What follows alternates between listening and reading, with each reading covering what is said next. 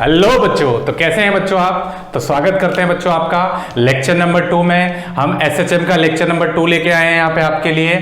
तो बच्चों lecture number 1 में मैंने आपको पीरियोडिक मोशन पढ़ा दिया था। पीरियोडिक मोशन के बाद मैंने आपको ये भी बता दिया था ये ऑसिलेटरी मोशन क्या होता है। फिर उसके बाद मैंने आपको ये भी बताया था कि टाइप्स ऑफ ऑसिलेशन, कितने टाइप के ऑसिलेशन होते हैं, ठीक है। फिर मैंने आप इक्वेशन ऑफ ऑसिलेटरी मोशन बताया था, जो कि क्या थी बच्चों, F बराबर माइनस के एक्स की पावर n, जहां पे x क्या होता था, पॉजिटिव, और अगर x पॉजिटिव होगा तो F ऑटोमेटिकली क्या होगा, नेगेटिव होगा। k के बारे में आप पहले से जानते हो, k कांस्टेंट होता है, ठीक है। तो हमने जब n की वैल्यू 1 रखी थी तो हमने ये सीखा था कि जब हम n की वैल्यू 1 रख देंगे तो ये F बराबर माइनस के इंटू एक्स हो जाएगा, और यही इक्वेशन क्या कहलाएगी बच्चों, सिंपल हार्मोनिक मोशन। क्या कहलाएगी बच्चों, सिंपल हार्मोनिक मोशन। क्लियर है। तो बच्चों मैंने आपको यहाँ पे एक डेफिनेशन से भी लिखा हुआ है कि it is a special type of periodic oscillation. ये एक स्पेशल टाइप की पीरियोडिक ऑसिलेशन है इन विच अ रीस्टोरिंग फोर्स और torque act on a body towards equilibrium position. यानी कि इसमें एक रीस्टोरिंग फोर्स, ठीक है, और या फिर मैं बोल सकता हूं एक रीस्टोरिंग टॉर्क एक्ट करेगी किस पोजीशन की तरफ, इक्विलिब्रियम पोजीशन की तरफ, ठीक है। तो उसी ऑसिलेटरी मोशन को हम क्या बोलते हैं बच्चों, एसएचएम बोलते हैं, सिंपल हार्मोनिक मोशन, ठीक है। अब देखिए आपको मैंने यहाँ पे लिखाया हुआ है रीस्टोरिंग फोर्स और टॉर्क, ठीक है। तो रीस्टोरिंग फोर्स और टॉर्क का क्या मतलब हुआ भाई, यहाँ पे हम एसएचएम को बच्चों दो टाइप में डिवाइड करेंगे, ठीक है। पहला जो होगा बच्चों उसको बोलेंगे लीनियर एसएचएम। क्या बोलेंगे बच्चों, लीनियर एसएचएम। दूसरा होगा बच्चों एंगुलर एसएचएम, ठीक है। पहले हम पढ़ेंगे बच्चों चैप्टर में लीनियर एसएचएम के बारे में। किसके बारे में बच्चों, लीनियर। अब लीनियर एसएचएम क्या है, जो पार्टिकल टू एंड फ्रो, जो पार्टिकल टू एंड फ्रो घूमे अपनी इक्विलिब्रियम पोजीशन यानी कि मेन पोजीशन के अराउंड एक स्ट्रेट लाइन में, उस एसएचएम को क्या बोलते हैं बच्चों, लीनियर एसएचएम। और अगर मैं एंगुलर एसएचएम की बात करूं, जो पार्टिकल या body free to rotate about it axis, यानी कि अपने एक्सिस के अबाउट घूमे, वो क्या करेगा बच्चों, वहां पे एंगुलर एसएचएम करेगा। क्या करेगा बच्चों, एंगुलर एसएचएम करेगा। तो चलिए इसी को हम आगे बढ़ाते हैं। सबसे पहले हम लिखेंगे बच्चों क्या, लीनियर एसएचएम। क्या लिखेंगे बच्चों, लीनियर एसएचएम, ठीक है। तो सबसे पहले हम बात किसकी करेंगे बच्चों, लीनियर एसएचएम की। तो देखिए लीनियर एसएचएम क्या है, समझना इसको। देखिए बच्चों लीनियर एसएचएम में क्या होगा, पहले मैं इसकी डेफिनेशन लिख देता हूं। अगर मैं लीनियर एसएचएम की बात करूंगा बच्चों तो मैं क्या बोल सकता हूं, when a body or a particle, when a body or a particle, when a body or a particle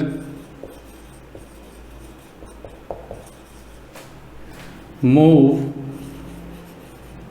to and fro about its equilibrium position,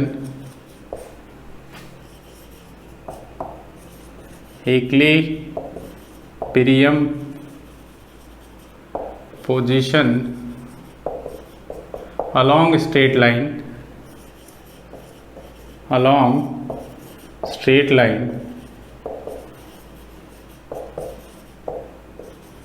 then it is known as linear SHM. Then it is known as बच्चों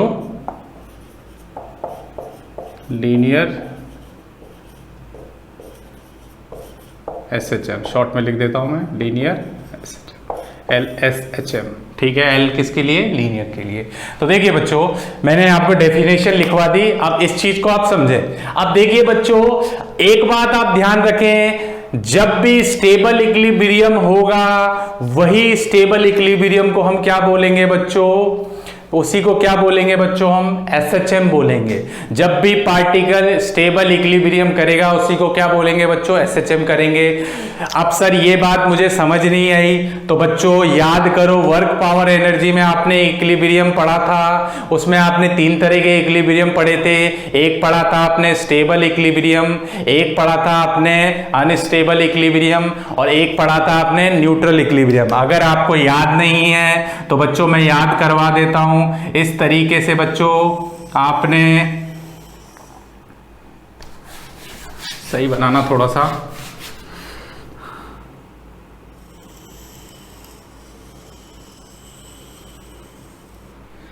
ये बच्चों मान लो कोई ball है इस तरीके से, देखो बच्चों यहाँ पे कोई मैं बॉल मान लेता हूँ, ठीक है, एक रेड कलर की मैंने बॉल मान ली। तो क्या होगा अगर मैं इसको डिस्प्लेस करूँगा तो क्या ये बॉल वापस इधर ही आ जाएगी, ठीक है। अगर ये सरफेस स्मूथ है, अगर ये सरफेस कैसा है बच्चों, स्मूथ सरफेस है, तो क्या बच्चों ये बॉडी यानी ये बॉल क्या होगी, वापस इसी पोजीशन पे आ जाएगी। क्या ये बॉडी इस तरीके से ऊपर नीचे, तो ये पोजीशन कौन सी पोजीशन हो जाएगी बच्चों, मीन पोजीशन। ये पोजीशन कौन सी हो जाएगी बच्चों, ये मैं बता चुका हूँ पिछले लेक्चर में, एक्सट्रीम पोजीशन। ये वाली पोजीशन भी कौन सी हो जाएगी बच्चों, एक्सट्रीम पोजीशन। पर अगर मैं इस बॉल को उठा के यहाँ रख देता हूँ, मान लो एक बॉल और रख लेते हैं हम, ब्लैक कलर की बॉल, मान लो एक ब्लैक कलर की बॉल नंबर 2 यहाँ पे रखी हुई है। ये सब वर्क पावर एनर्जी में पढ़ाया हुआ है कि बॉल नंबर 2 है, अगर मैं इसको डिस्प्लेस कर देता हूँ, हल्का सा धक्का दे देता हूँ, तो क्या ये वापस बॉल, अगर ये बॉल नीचे आ जाएगी तो ये बॉल ऊपर आ सकती है क्या, नहीं आ सकती। तो ये तो होता है बच्चों अपना अनस्टेबल इक्विलिब्रियम। कौन सा इक्विलिब्रियम, अनस्टेबल इक्विलिब्रियम। ये कौन सा इक्विलिब्रियम है, एक मीन पोजीशन के अराउंड टू एंड फ्रो घूम रहा है, इसको पोजीशन को क्या बोलते हैं, इसको बोलते हैं बच्चों स्टेबल इक्विलिब्रियम। क्या बोलते हैं बच्चों, स्टेबल इक्विलिब्रियम, ठीक है। और अगर एक तीसरे नंबर की बॉल मैं यहाँ रख देता हूँ, ठीक है, तो क्या होगा अगर इसको डिस्प्लेस करूंगा तो क्या ये अपनी पोजीशन पे आएगी, पहली बात तो अपनी पोजीशन पे नहीं आएगी, आगे कहीं चली जाएगी यहाँ पे, फिर डिस्प्लेस तो हुई पर लास्ट में क्या होगा, ये कहीं ना कहीं जाके क्या होगी, रुकेगी। तो इस पोजीशन को क्या बोलते हैं बच्चों हम, न्यूट्रल इक्विलिब्रियम। क्या बोलते हैं इसको, न्यूट्रल इक्विलिब्रियम, ठीक है। तो ये बात आपको ध्यान रखनी है, ये सर वर्क पावर एनर्जी में आपको पढ़ाया हुआ है, ठीक है। ये इसकी डेफिनेशन मैंने आपको बता दी, वर्क पावर एनर्जी से मैंने आपको इसको समझा दिया है। स्क्रीन को पॉज करें और इसको फटाफट नोट कर लें बच्चों, ठीक है। चलिए हटा दो, चलिए हटा दो। चलिए बच्चों, तो आगे अगर बात करें बच्चों यहाँ पे, तो मैंने आपको याद करें स्प्रिंग से, एक स्प्रिंग ब्लॉक से एग्जाम्पल से समझाया था मैंने आपको। अब देखें बच्चों यहाँ पे जो एक बात और समझा देता हूँ, आप इस चीज को ऐसे समझें कि भाई F बराबर kx था, ये कौन सी पोजीशन है, मीन पोजीशन, सॉरी ये कौन सी पोजीशन है, एक्सट्रीम पोजीशन। ये कौन सी पोजीशन है बच्चों, एक्सट्रीम पोजीशन, ठीक है। ये कौन सी पोजीशन है बच्चों, मीन पोजीशन, ठीक है। अब इधर समझना इसको, देखिए अगर मैं बोलता हूं कि कोई पार्टिकल इधर चलता है, ठीक है, इधर से इधर चलता है, कोई पार्टिकल इधर चला है ना, ये मीन पोजीशन। अब एक चीज आप समझें कि पिछले लेक्चर में मैंने आपको ये बताया था कि मीन पोजीशन पे वेलोसिटी क्या होती है बच्चों, मैक्सिमम होती है ना। एक्सेलरेशन क्या होता है, मिनिमम का मतलब कितना बच्चों, 0 होता है, ठीक है। एक्सट्रीम पोजीशन पे मैंने आपको क्या बताया था, बोलते चलो, एक्सट्रीम पोजीशन पे वेलोसिटी क्या बताई थी, मिनिमम बताई थी, जो कि किसके बराबर होती है, 0 पे का मतलब रेस्ट पे आएगा। और एक्सेलरेशन क्या होता है बच्चों, यहाँ पे मैक्सिमम होता है या नहीं होता, ठीक है। इस पोजीशन पे ये भी एक्सट्रीम पोजीशन है, तो यहाँ पे V मिनिमम होगा, ठीक है, और A क्या होगा, मैक्सिमम होगा। तो अब ऐसा आप समझे कि मान लो मैं यहाँ से चलना स्टार्ट करता हूँ, कौन सी पोजीशन से, मीन पोजीशन से। तो अगर मैं मीन पोजीशन से चलूंगा, तो याद करें वही स्प्रिंग ब्लॉक की तरह, अगर मैं मीन पोजीशन से चलूंगा तो क्या होगा बच्चों, जैसे जैसे मैं आगे चलूंगा वैसे वैसे क्या मेरी स्पीड, देखो यहाँ इस पॉइंट पे मैक्सिमम थी, पर जैसे जैसे आगे बढ़ता जाऊंगा वैसे वैसे, इसको आप इससे रिलेट कर सकते हैं, ये स्प्रिंग है, ठीक है, ये ब्लॉक है, ये पोजीशन कौन सी है, C, ये पोजीशन कौन सी है, B, ये पोजीशन कौन सी है, A, ठीक है, क्लियर है। तो आपको पता है इधर एक फोर्स लगती है, वो फोर्स स्प्रिंग में एक फोर्स लगती है FR बराबर क्या होता है, kx लगता है, ठीक है। तो आप बोलोगे, एक बार इसको आप इंपल्सिव फोर्स दे दोगे इस m ब्लॉक को, तो क्या होगा, ये भाई ये वेलोसिटी इस पॉइंट पे इसकी वेलोसिटी क्या रहेगी, मैक्सिमम, भाई V मैक्सिमम रहेगा। पर जैसे जैसे आगे बढ़ते जाएगा, इसको अपोज कौन कर रहा है बच्चों, FR अपोज कर रहा है। तो बस वैसा ही समझे कि ये इस मीन पोजीशन से आगे बढ़ेगा तो V क्या होगा बच्चों, V तो क्या होगा भाई, जैसे जैसे आगे बढ़ेगा V क्या होगा, V तो हो जाएगा, डिक्रीज, v तो क्या हो जाएगा बच्चों, डिक्रीज। और बच्चों a क्या हो जाएगा बच्चों, यहाँ पे a बढ़ता जाएगा, जैसे जैसे आगे बढ़ते जाएगा वैसे वैसे एक्सेलरेशन क्या हो रहा है, बढ़ रहा है, वेलोसिटी घट रही है, घटा कौन रहा है बच्चों, Fr, फोर्स घटा रही है, ठीक है, फोर्स घटा रहा है, ठीक है, जैसे जैसे आगे बढ़ेगा और जैसे ये मीन एक्सट्रीम पोजीशन पे आएगा तो एक्सट्रीम पोजीशन पे आपको पता है v क्या हो जाएगा, मिनिमम।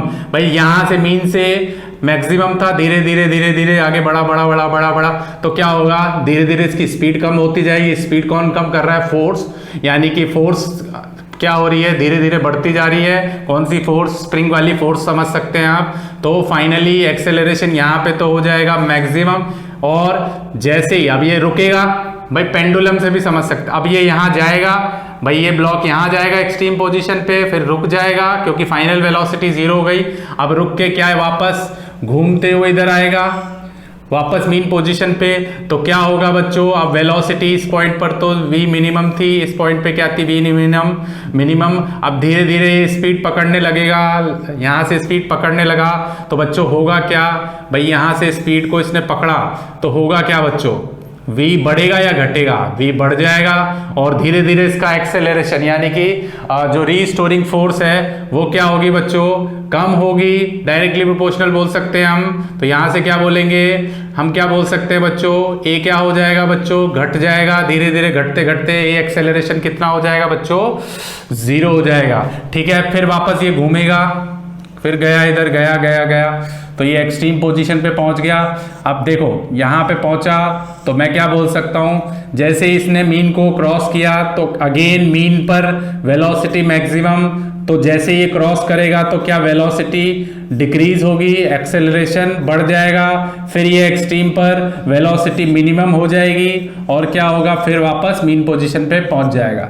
तो आप ऐसा समझ सकते हैं क्या इसने एक पूरा सर्किल कंप्लीट कर लिया, ठीक है। कितना टाइम पीरियड कंप्लीट कर लिया, टाइम पीरियड कितना, भाई मैं अगर पूरा सर्किल मानूं तो कितना सर्किल 2 पाई कंप्लीट कर लिया, ठीक है। पूरा सरकमफेरेंस कितना होता है 2 पाई आर, कितना कंप्लीट कर लिया 2 पाई आर। यहाँ से चला, फिर यहाँ से गया, फिर यहाँ पे, फिर यहाँ पे।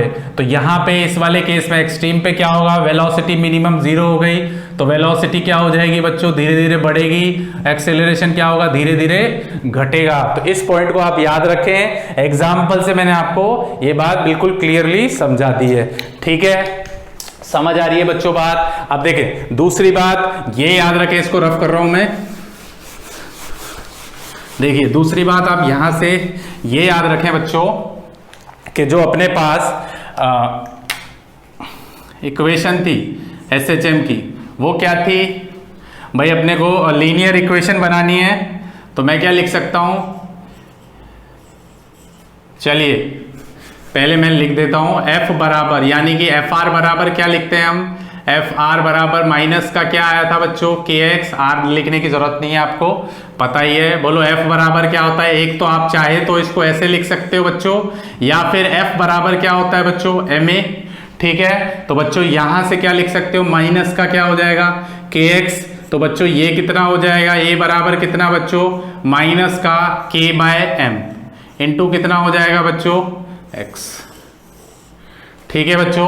क्लियर है बच्चों, समझ आई बात, सभी बच्चों को समझ आ रही है बात। अब एक बात याद रखें, यहाँ पे जो ओमेगा होगा, ओमेगा बराबर आपको याद रखना है अंडर रूट के बाय एम, ओमेगा बराबर अंडर रूट के बाय एम। अब आपके दिमाग में आएगा सर ये ओमेगा कहाँ से आया, सर ये अंडर रूट के बाय एम कैसे लिया आपने। तो बच्चों अभी मैं आने वाले लेक्चर में ये भी समझाऊंगा कि ओमेगा बराबर अंडर रूट के बाय एम कैसे आया। इसको आप चाहे तो और करके ओमेगा का स्क्वायर, क्योंकि स्क्वायर रूट हटेगा तो ओमेगा का स्क्वायर के बाय एम लिख सकते हैं। अभी ऐसे याद रखें बच्चों, अभी के लिए याद रख लें, ऑटोमेटिकली मैं आपको सारी कहानी समझा दूंगा, डोंट वरी, ठीक है। तो क्या बच्चों इसको ऐसा लिख सकते हैं, a इज डायरेक्टली, यानी a इज इक्वल टू क्या लिख सकते हैं, ओमेगा का स्क्वायर इंटू एक्स। तो ये अपने पास एक इक्वेशन आई, चाहे आप इसको ऐसे लिखो या फिर ऐसे लिखो। मेरी बात समझ आ रही है बच्चों, ठीक है। तो ये a इज इक्वल टू कितना, माइनस का ओमेगा स्क्वायर एक्स, ठीक है। तो हम बोल सकते हैं a, ध्यान देना a is directly proportional to x, ठीक है।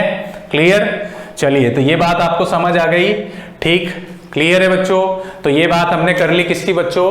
लीनियर एसएचएम की। तो अच्छे बच्चों की तरह इसको नोट करें, जो भी मैंने यहाँ बोर्ड पे लिखा है स्क्रीन को पॉज करें, ठीक? रफ करो। चलिए बच्चों, चलिए तो आगे बात करते हैं बच्चों। हाँ देखिए, आगे आता है अपना दूसरा जो है वो है बच्चों एंगुलर एसएचएम। क्या बच्चों? एंगुलर एसएचएम, ठीक? तो एंगुलर एसएचएम की बात कर लेते हैं। एंगुलर एसएचएम की पहले तो मैं डेफिनेशन लिखा देता हूं, लिखिए। तो एंगुलर एसएचएम को हम डिफाइन कर सकते हैं, if a body or a particle, if a body or a particle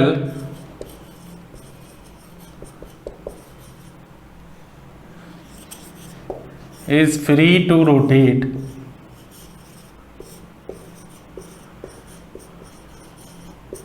about its axis, about its axis, executing, क्या executing? Angular SHM. क्या करता है बच्चों वो? Angular SHM. तो लीनियर एसएचएम के बाद ये एंगुलर एसएचएम मैं पढ़ाऊंगा, वहां पे ये पढ़ाऊंगा कि भाई टॉर्क जो होता है, टॉर्क घूमने के लिए टॉर्क यूज लेते हैं, वो डायरेक्टली प्रोपोर्शनल होता है माइनस थीटा, या फिर आप इसको ऐसे लिख सकते हो torque is equal to minus का सी थीटा, ठीक बच्चों? तो इस बात को आप ध्यान रखें। अभी के लिए इतना ही। थीटा क्या है? एंगल। सी कांस्टेंट है यहाँ पे, टॉर्जनल कांस्टेंट, और टॉर्क आपको पता ही है, ठीक है? तो अभी ये याद रखें, आप इसको फटाफट नोट कर लें। चलिए फिर मैं आगे आपको अगली बात बताता हूँ। चलिए नोट कर लीजिए, स्क्रीन को पॉज कीजिए, रफ कर दूँ, ठीक है? चलिए तो बच्चों आगे कहानी आती है अपनी कैरेक्टरिस्टिक ऑफ एसएचएम। किसके बारे में बात करते हैं बच्चों आज? अब कैरेक्टरिस्टिक ऑफ एसएचएम। एसएचएम में क्या क्या हमारे पास पैरामीटर होते हैं उसके बारे में बात करते हैं, ठीक है? देखिए तो क्या क्या कैरेक्टरिस्टिक है। तो सबसे पहले जो कैरेक्टरिस्टिक आती है वो आती है बच्चों अपनी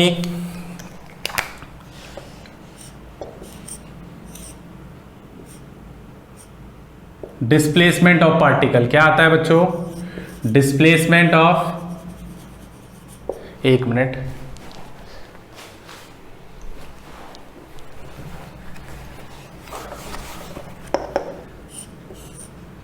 डिस्प्लेसमेंट लिख लें आप, डिस्प्लेसमेंट ऑफ पार्टिकल, ठीक है? तो इसमें आप लिख लें it is the distance, it is the distance from the equilibrium position, it is the distance from the equilibrium position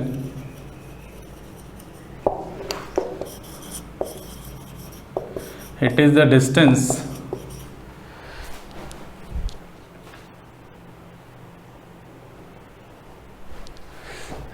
equilibrium का मतलब बच्चों यहाँ पे क्या है? मीन पोजीशन, ठीक है?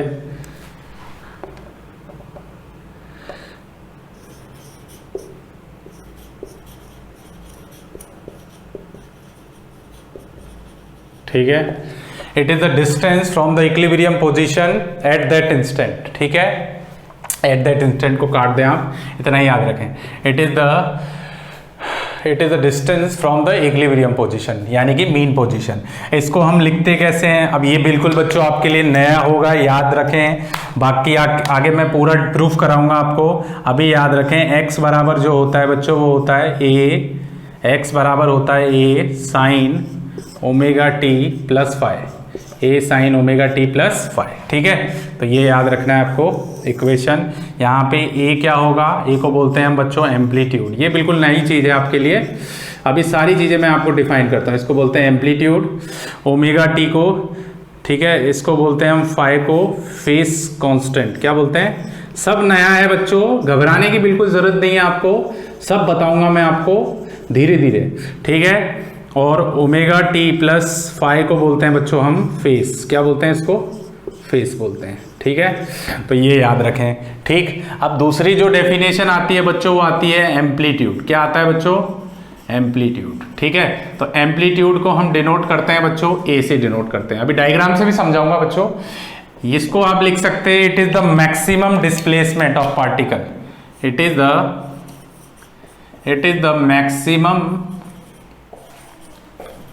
मैक्सिमम डिस्प्लेसमेंट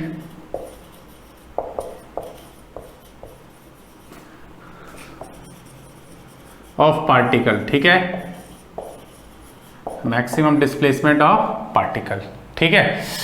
वो सब बता दूंगा, डिनोट हम ऐसे करते हैं इसको। तीसरा आता है बच्चों एंगुलर फ्रीक्वेंसी। क्या बोलते हैं बच्चों, एंगुलर फ्रीक्वेंसी। एंगुलर फ्रीक्वेंसी को हम डिनोट करते हैं ओमेगा से।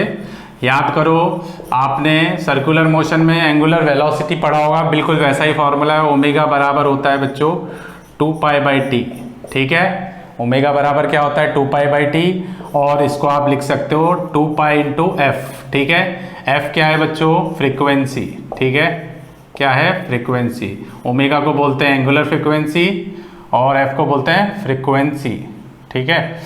तो ये हो गया फ्रीक्वेंसी। चौथा जो आता है बच्चों वो है अपना time period, time period,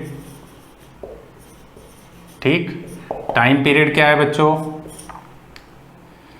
time period को क्या लिख सकते हैं, t बराबर कितना 2π/ω, ठीक है। या फिर इसको ऐसा लिख सकते हैं 1/f, अभी 1/f आगे बताता हूँ, ठीक है। टाइम पीरियड आपको पता चल गया। नेक्स्ट जो पैरामीटर है वो है बच्चों फ्रीक्वेंसी। क्या है, फ्रीक्वेंसी, बराबर। तो फ्रीक्वेंसी को हम f से डिनोट करते हैं, और फ्रीक्वेंसी बराबर होता है बच्चों 1/टाइम पीरियड, या फिर अगर मैं t को लिखना चाहूँ तो क्या लिख सकता हूँ 1/f, ठीक है। तो इसको आप ऐसे भी लिख सकते हो, या फिर f बराबर आप लिख सकते हो f बराबर लिख सकते हो ω/2π, ठीक है। क्लियर है सबको। तो ये अपनी 5 पैरामीटर याद रखें। डेफिनेशन आप याद बोल सकते हो number of cycle per unit second, ठीक है, number of cycle per unit second. Definition लिख सकते हो फ्रीक्वेंसी की, number of cycle per unit second, ठीक है। ये आप लिख सकते हो फ्रीक्वेंसी में डेफिनेशन, बुक में मिल जाएंगी डेफिनेशन। जो ये पैरामीटर हैं उसको हम यूज लेंगे, ठीक है। अब देखिए एक लास्ट चीज मैं आपको बता देता हूं, देखिए डायग्राम में हम समझ लेते हैं इसको। स्क्रीन को पॉज कर लेना, इसको नोट कर लेना बच्चों। चलिए देखिए बच्चों, हमने क्या क्या बात की, डिस्प्लेसमेंट की बात कर ली। अब देखिए मैंने आपको डायग्राम बनाया था, डायग्राम से समझाता हूँ। क्या बच्चों, इस तरीके से मैंने डायग्राम बना के दिया था आपको। इसको क्या बोलते हैं, मीन पोजीशन, इसको क्या बोलते हैं, एक्सट्रीम पोजीशन, इसको क्या बोलते हैं हम, एक्सट्रीम पोजीशन। मीन पोजीशन पे आपको पता है कि वेलोसिटी मैक्सिमम होती है, तो मीन से लेकर एक्सट्रीम तक का जो डिस्टेंस होता है उसको बोलते हैं ए यानी कि एम्पलीट्यूड। एम्पलीट्यूड क्या होता था, मैक्सिमम डिस्प्लेसमेंट, लिखाया था मैंने, तो यही एम्पलीट्यूड होता है। यहाँ से लेकर यहाँ तक भी, इसको भी हम एम्पलीट्यूड ही बोलते हैं। इसको भी क्या बोलते हैं बच्चों, ए यानी कि एम्पलीट्यूड, ठीक है। तो ये बात आपको याद रखनी है, ओके, क्लियर। टाइम पीरियड कितना होगा इसका, टोटल टाइम पीरियड, ये टोटल टाइम पीरियड होगा, ठीक। तो इसको आप नोट कर लें, यही आपको याद रखने हैं पैरामीटर, जो भी मैंने आपको ये 5 पैरामीटर बताएं, इसी को याद रखना है, ठीक है। अब अगले लेक्चर में मैं आपको इसकी इक्वेशन प्रूफ करके बताऊंगा, जो मैंने आपको बताई थी फर्स्ट इक्वेशन, x बराबर a sin ω t + φ, ठीक है बच्चों। Thank you.